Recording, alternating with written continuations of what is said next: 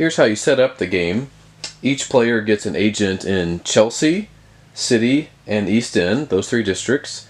And you also begin with a treble marker in those three districts, as I've placed here.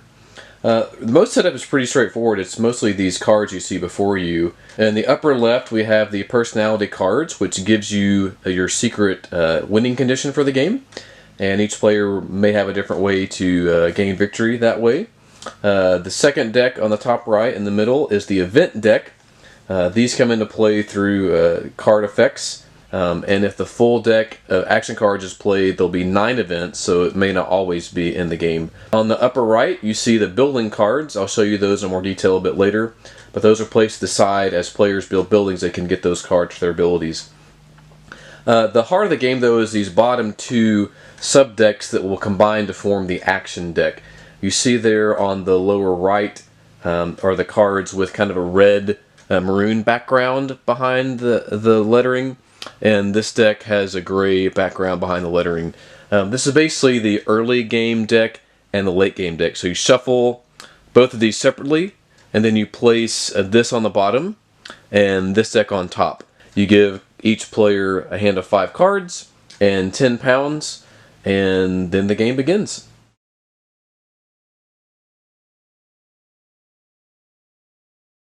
Here are the game's personality cards for the basic game, at least.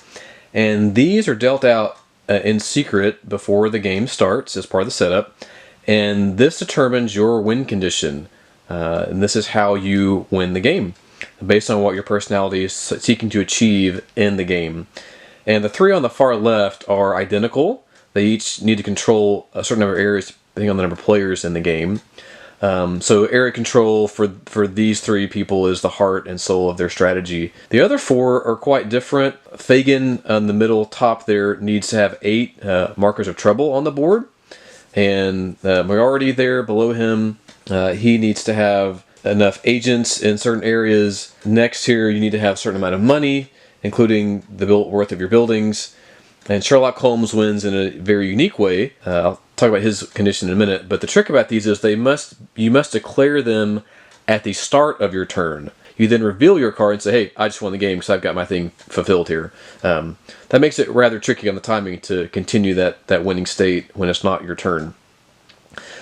The way that Holmes wins is if the players in the game go through this deck, which is rather large. If this deck is exhausted and no one can draw up to refill their hand, then Holmes wins the game. So Holmes, if you're Holmes, you want to interfere, of course, and cause delay in other players' plans for that reason. Now, astute watchers will be wondering what happens if Holmes is not in the game, which could happen, and the players go through the entire action deck of cards, and no one has fulfilled their victory condition yet. Then how does victory occur?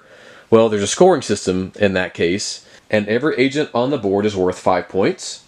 And buildings are worth the point total, their value, what you paid for it, their cost.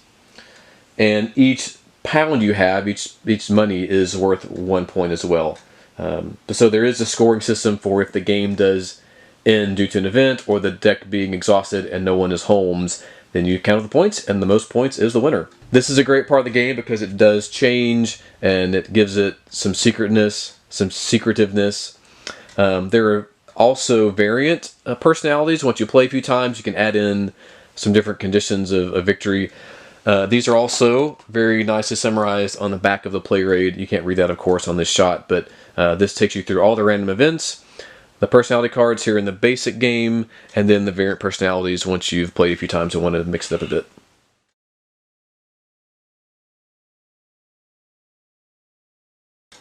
Here's some sample cards from the game. These action cards really are the fuel and engine of this game, and it's a really great player aid that tells you what these cards do. Literally, you begin with an opening hand, of course, but on your turn, you're going to play one of your cards and do the things that it says, and these symbols tell you what they do. And you have to do them in order from top to bottom. You may skip almost all of these if you don't wish to do the action. You cannot skip this symbol here. The scroll means you do the text of that particular card. So you read the bottom and do what it says first, in this case, before the second thing. And the game, the text on the cards is variable many game effects, many things you can do, move people around, take players off, affect the board state in multiple ways, various ways. So the scroll is the card text.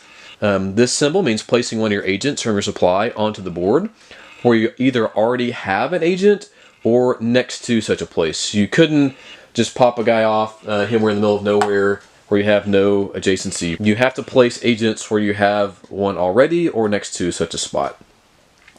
You see this building symbol means you may build a building if you have an agent there and the money to do so, and we covered that earlier about how the buildings are paid for and what they cost. This skull is a chance to assassinate someone if there is a trouble marker in that region. So if there's not trouble, you can't assassinate. Again, this bird symbol is an event that you must do from this event deck here. These are, I won't spoil them for you on the video, but they're various events, some of which are bad, some of which are not too painful, and most of them involve you rolling this d12 to see where it's going to happen on the board. Pick the region that way randomly. This symbol means you'll play another card after this one.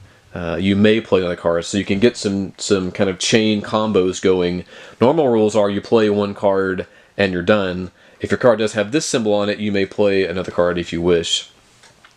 This symbol, the police hat, means you can take a trouble marker off the board, which you may want to do in order to build a building or deprive someone of one of their win conditions. And this symbol means you can play this card when it's not your turn. These are called interrupts. So this one says when your agent is about to be moved, you may place them in a different region instead. So you play that when another player is taking your agent off the board as a way to interrupt that and do a different action, and in this case save the agent from leaving the board.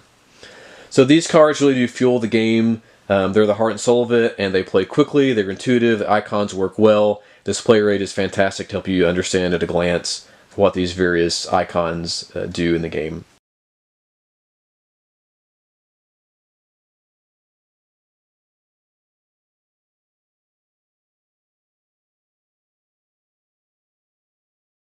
Now I promised you the building cards, and here they are, the 12 building cards that come with the game. And as I mentioned, when you build a building in a district, you get that district's building card. And they allow you to do various things. You cannot use these the turn on which you acquire them, but on future turns you may use the ability once, and then once you use it, you turn the card sideways to show you've used it for that turn, and you can't use it again until a future turn. So these give you various abilities. You can ignore, you can pay to have events not affect you, you can take money from the bank each turn, various game effects that you can accomplish, kind of like rule benders here. These are worth having. You want to kind of compete for these. Again, only one building allowed per district, and so once you've built it, it's yours until that changes hands. These are also on the play rate as you saw before. Okay guys, here's the board for Nanty Narking. As you see, it is 12 districts of London. You have the Thames River going through the middle of the board here, the lower half of the board. And each district has a number that corresponds to the D12. So when you have an event, most often you roll a D12 for that. And this tells you where the event will take place. In this case, this will be up here in Holborn with the 5. You see also each district has a coin symbol and a number of pounds. This is the cost you pay to build a building in that district.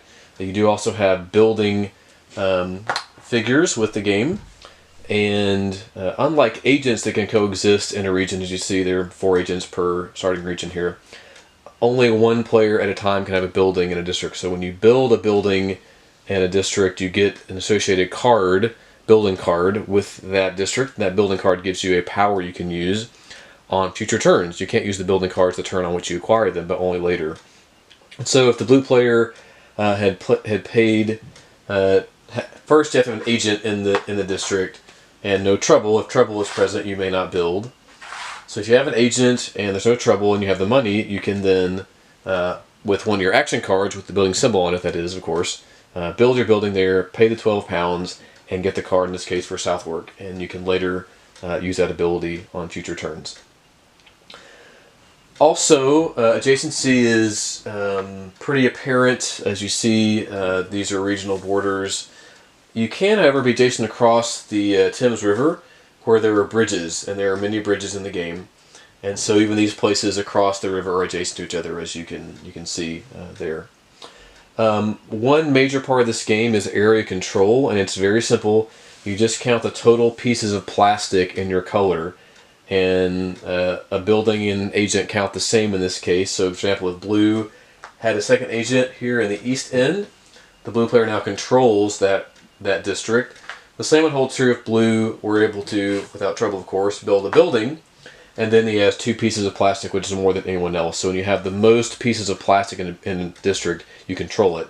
That's important for some of the in-game conditions for certain personalities that want to control a various amount of regions.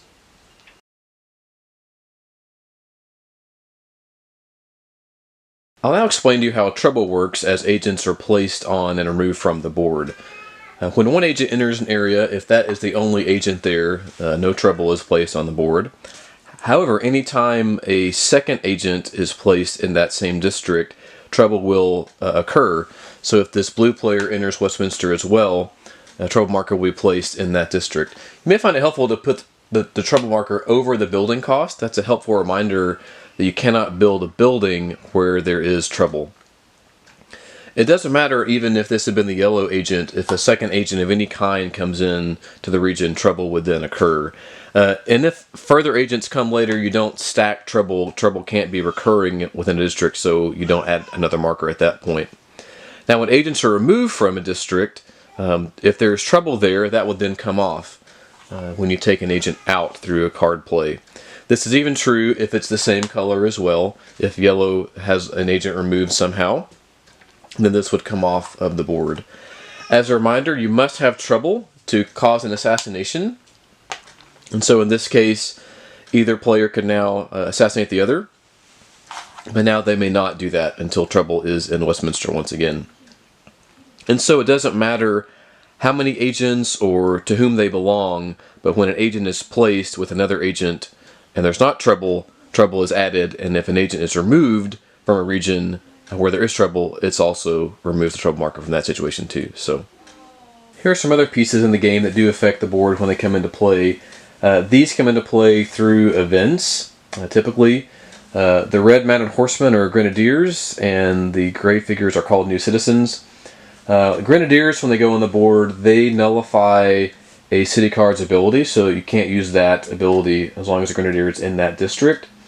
Also reduces the building's value to 0, so you can't score any points if that's the state of the game when it ends. If that's also true, no one scores points for agents if there's a grenadier in that district as well. New citizens are placed on the board and through events again. When they are there, they count towards control, so you have to exceed their number as well. They do kind of interfere with control because they're taking up some space in that district also. So that's how those work and what those mean in the game.